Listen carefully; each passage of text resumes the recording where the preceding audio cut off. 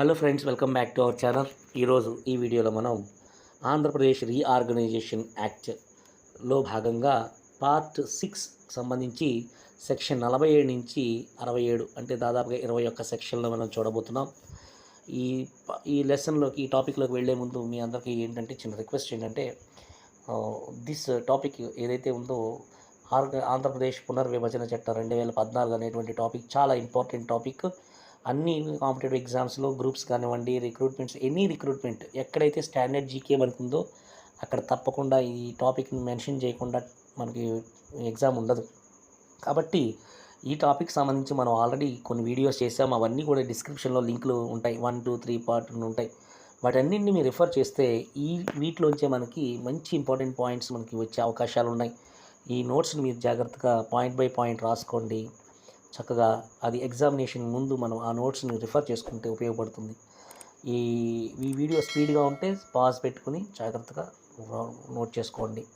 Okay, స్పీడ్గా ఉంటే, స్లోగా ఉంటే స్పీడ్ పెంచుకోండి.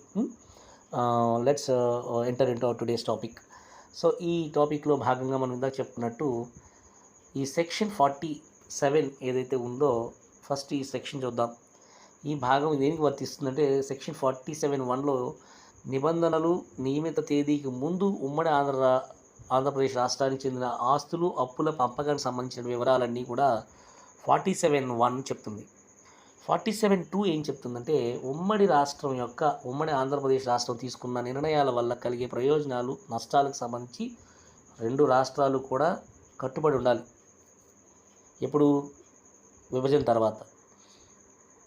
అలాగే 47(3) ఏం చెప్తుందంటే రెండు రాష్ట్రాల అవసరాన్ని బట్టి ఆర్థిక సర్దుబాటు లోబడి ఆస్తులు అప్పులు పంపకం జరగాలన్నమాట. ఇది చాలా ఇంపార్టెంట్. 47(4) సెక్షన్ ఏం చెప్తుందంటే రెండు రాష్ట్రాల మధ్య ఆస్తులు అప్పులు పంపకం విషయంలో సమస్యలు ఏమైనా వచ్చాయనుకోండి, అప్పుడు వాళ్ళు ఎవరు ఇందులో ఇంటర్ఫీర్ అవ్వాలి అంటే Bharat controller and auditor general CAG సలహాపై కేంద్రం పరిష్కరించాలి. కేంద్రం ఎవరి సలహాతోటి? Controller and auditor general, CAG, CAG అంటాం కదమ్మా. ఈ కాగ్ అనేటువంటి వారి యొక్క సలహా మీద, వారి యొక్క అబ్జర్వేషన్లో సెంట్రల్ గవర్నమెంట్ వీరి యొక్క ఇద్దరి మధ్య ఉన్నటువంటి గొడవల్ని సెటిల్ చేయాలి. ఇందులో ఇన్కమ్ అండ్ లోన్, అప్పులు ఆస్తుల విషయంలో. సెక్షన్ 48 ఏం చెప్తుందంటే భూమి మరియు వస్తువులు అనేటువంటి టాపిక్ని చెప్తుంది. ఏంటండి ఇదంటే వివరణ చూద్దాం. ఉమ్మడి ఆంధ్రప్రదేశ్ రాష్ట్రానికి చెందినటువంటి అన్ని భూములు, అన్ని స్టోర్లు, సామాగ్రి, వస్తువుల గురించి చెప్తుందన్నమాట. 48(a)లో బదిలీ అయిన సరిహద్దు లోపల ఉండే తెలంగాణ రాష్ట్రానికి, బి ఏంటంటే ఇతర ఏ సందర్భంలోనైనా ఆంధ్రప్రదేశ్ రాష్ట్రానికి చెందుతాయి ఈ వస్తువులు ఇవన్నీ కూడా. 48(1) ప్రకారం ఏంటంటే ఉమ్మడి ఆంధ్రప్రదేశ్ రాష్ట్రంలో చెందిన అన్ని భూములు, అన్ని స్టోర్లు, సామాగ్రి, వస్తువులు ఉమ్మడి ఆంధ్రప్రదేశ్ రాష్ట్రానికి బయట ఉంటే కనుక అలాంటి ఆస్తులన్నీ రెండు రాష్ట్రాలకి కూడా జనాభా ప్రాతిపదికన పంపకం చేయాలి. అంటే సపోజ్ మనకు కర్ణాటకలో కొన్ని ఆంధ్రప్రదేశ్కి సంబంధించినటువంటి ఆస్తులు ఉన్నాయనుకోండి ప్రభుత్వానికి, వాటిని ఎలాగ షేర్ చేయాలి మరి ఆస్తులని ఈ రెండు రాష్ట్రాలకి అంటే ఈ రెండు రాష్ట్రాల్లో ఉన్న జనాభా ఎంత ఉన్నారో దాని ప్రకారం వేరే స్టేట్స్, వేరే ప్రాంతాల్లో ఉన్న ఆస్తులని షేర్ చేసుకుని ఇద్దరు పంచుకోవాలి. అలాగే 48(2) ప్రకారం ఏంటంటే ప్రత్యేక సంస్థలు, వర్క్షాపులు, స్టోర్లు మొదలైన వాటిని కూడా అవి ఏ రాష్ట్రంలో నెలకొల్పి ఉంటే ఆ రాష్ట్రానికి అవి చెందుతాయి. చాలా ఇంపార్టెంట్. ఏ రాష్ట్రంలో అవి ఏర్పాటు చేసేటప్పుడు ఆంధ్రప్రదేశ్ రాష్ట్రంలోను, తెలంగాణలోను కొన్ని భవనాలు ఉన్నాయనుకోండి, అవి ఏ రాష్ట్రంలో అవి ఏర్పాటు చేశారో ఆ రాష్ట్రానికి తర్వాత అవి సెటిల్ అయిపోతాయి అన్నమాట. వాళ్ళే తీసేసుకుంటారు, అవి వారికే చెందుతాయి. ఇప్పుడు అసెంబ్లీ ఉంది హైదరాబాదులో. ఓకే, అది విభజన ముందే ఉన్నది. విభజన తర్వాత తెలంగాణ రాష్ట్రం అయింది. తెలంగాణ రాష్ట్రానికి చెందిన ప్రాంతంలో ఉంది కాబట్టి ఆ అసెంబ్లీ తెలంగాణ రాష్ట్రానికి చెందుతుంది. మరి ఆంధ్రప్రదేశ్ రాష్ట్రం విడిపోయిన ఆంధ్రప్రదేశ్ రాష్ట్రానికి మరి అసెంబ్లీ వారు కట్టుకోవడం అలా ఏ రాష్ట్రంలో ఉన్నాయో ఆ రాష్ట్రంలోనే ఉంటాయన్నమాట.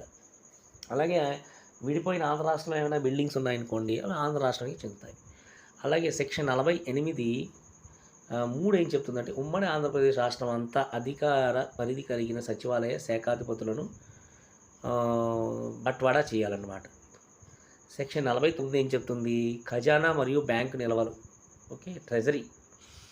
అంటే ఏ విధంగా మరి ఖజానా డబ్బులు ఇవన్నీ మనకి ఈ నిల్వలు ఎలా షేర్ చేయాలంటే జనాభా దామాషా అంటే జనాభా ప్రాతిపదికన రేషియో ప్రకారం అన్నమాట. ఈ పంపిణీ భారత రిజర్వ్ బ్యాంక్ పుస్తకాల్లో 2 రాష్ట్రాల పరపతి నిల్వలను సర్దుబాటు చేయడం ద్వారా ఆ భాగాన్ని అమలుపరచాలి.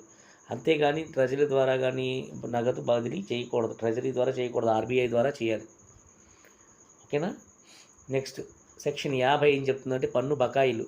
ఏవైనా బకాయిలు ఉన్నాయనుకోండి, లోన్లు, ఈ బకాయిలు వసూలు చేసే హక్కు సంబంధిత ఆస్తి ఏ రాష్ట్రంలో ఉంటే ఆ రాష్ట్రం కలిగి ఉంటుంది. సపోజు హైదరాబాదులో ఎవరో అప్పు తీసుకున్నారు, ఏ సంస్థ, విభజన జరిగిపోయింది. ఇప్పుడు ఆ అప్పు ఎవరు కలెక్షన్ చేయాలి అంటే ఈ అప్పు తీసుకున్న ఏ ప్రాంతంలో ఉంది అప్పు తీసుకున్నవాడు తెలంగాణలో ఉన్నారు కాబట్టి తెలంగాణ రాష్ట్రం ఆ అప్పుని వసూలు చేసి ఆ అప్పుని ఇద్దరు కూడా షేర్ చేసుకోవాలి, 2 రాష్ట్రాలు.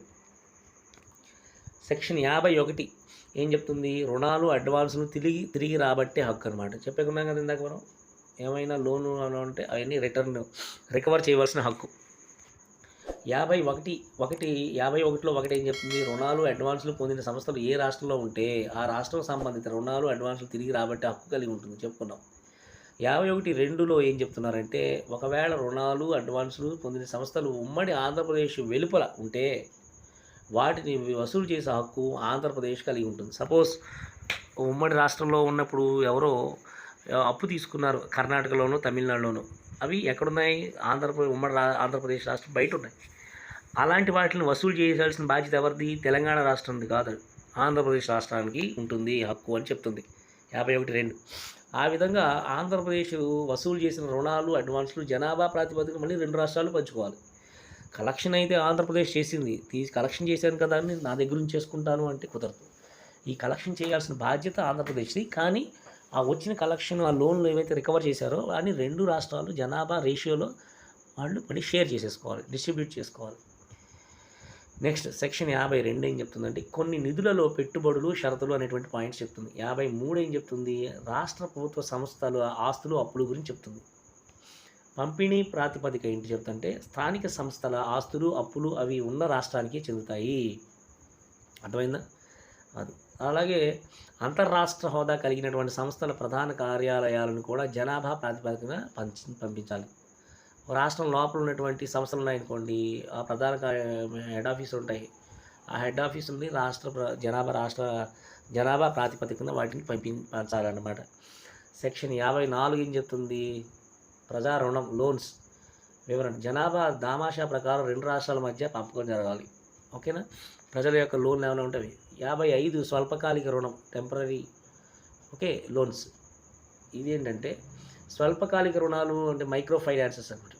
ఈ ఉద్దేశాలు ఏంటంటే నియమిత తేదీ లేదా ఆ రోజు నుంచి ఏర్పాటయ్యే రాష్ట్రాల్లో ఏదైనా రాష్ట్రం నిమిత్తం అయినట్లయితే అప్పుడు ఆ రాష్ట్రానికే ఉండాలి.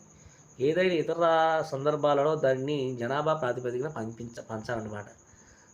సెక్షన్ 56 ఏం చెప్తుంది? అధికారికంగా వసూలు చేసే పన్నులన్నీ వాపసు చేయడం అనమాట.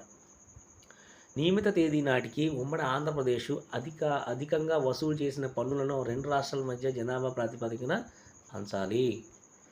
సెక్షన్ 57 డిపాజిట్స్ ఉన్నాయి మనకి. ఈ డిపాజిట్స్ ఏం చేయాలంటే నియమిత తేదీ నాటికి ఉమ్మడి ఆంధ్రప్రదేశ్ ద్వారా నిర్వహించిన ఏవైనా పౌర డిపాజిట్లు, రుణ నిధులు లేదా దాతృత్వ ఎండోమెంట్ సంస్థల నిధులను 2 రాష్ట్రాల మధ్య జనాభా ప్రాతిపదికన షేర్ చేయాలి.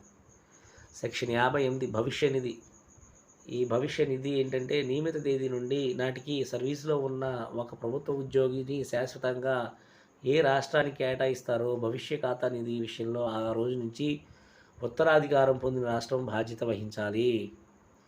సెక్షన్ 59 పింఛన్స్. చట్టంలోని 8వ షెడ్యూల్లోని నిబంధనల ప్రకారం 2 రాష్ట్రాల పింఛన్లను బదిలీ చేయాలి. ఇంపార్టెంట్ ఇవన్నీ. సెక్షన్ 60 ఒప్పందాలు చెప్తుంది, అగ్రిమెంట్స్. సెక్షన్ 61 చర్య తీసుకోదగిన తప్పు చేసినట్లయితే బాధ్యత. ఇదేంటిది అని చూస్తే సంబంధిత చర్య ఏ రాష్ట్ర ప్రాదేశిక ప్రాంతంలో జరిగి ఉంటే ఆ రాష్ట్రమే బాధ్యత వహించాలి. ఇతర సందర్భాల్లో 2 రాష్ట్రాలు అంగీకరించిన విధంగా జనాభా ప్రాతిపదికన పంపకాలు చేసుకోవాలి. సెక్షన్ 62 పూచీదారుడి బాధ్యత. పూచీదారుడు అంటే ఎవరు? షూరిటీ ఇచ్చేవాడు. రాష్ట్రం లోపల జరిగే పూచీకత్తు సందర్భాలకు ఆంధ్ర రాష్ట్రమే బాధ్యత బాధ్యత వహించాలి. ఏదైనా ఇతర సందర్భాల్లో 2 రాష్ట్రాలు అంగీకరించిన విధంగా జనాభా ప్రాతిపదికన పంపకాలు జరగాలన్నమాట. సెక్షన్ 63 అనిశ్చితిలో ఉన్న అంశాలేంటి? ఇవన్నీ ఇందులోకి వస్తాయి. సెక్షన్ 64 అవశేష నిబంధన.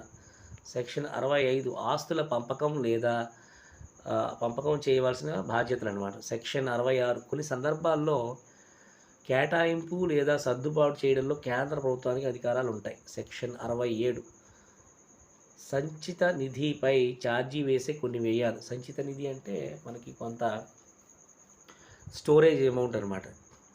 సో ఈ విధంగా మనకి ఈ వీడియోలో ఈ సెక్షన్స్ ఏవైతే మనం 47 నుంచి 67, 21 సెక్షన్లు చూసాం. ఇదంతా కూడా మనకి ముఖ్యంగా అప్పులు ఆస్తులకు సంబంధించినటువంటి వీడియో. సో ఈ వీడియోలోని సెక్షన్ అన్నింటినీ మీరు నోట్స్ రాసుకొని చక్కగా ఒక బుక్ పెట్టుకుని ఆ బుక్లో ఈ నోట్స్ అన్నీ రాసుకుంటే మనకి మనం చేస్తున్న వీడియోలో ఏ సెక్షన్స్ని రాసామో ఆ సెక్షన్స్కి ఆ వీడియో సంబంధించి ఒక పేజ్ పెట్టుకోండి. ఆ పేజీల్లో పాయింట్స్ అన్నీ రాసుకుంటే పెద్ద టైం ఏం పట్టదు. నోట్స్ని వీడియోని పాజ్ చేసుకొని టకటక మనం ఒక పాయింట్ ఒక్కొక్క సెక్షన్ పక్కన లెఫ్ట్ సైడ్ సెక్షన్ రాసుకోండి. ఎలా ఉందో అలా రాసుకుంటే అది మనకి చాలా మంచిగా ఉపయోగపడుతుంది. సో ఈ నెక్స్ట్ సెక్షన్స్ని నెక్స్ట్ వీడియోలో చూద్దాం. ముందు సెక్షన్స్కి సంబంధించిన వీడియోస్ అన్నీ డిస్క్రిప్షన్లో ఉంటాయి. Okay, you just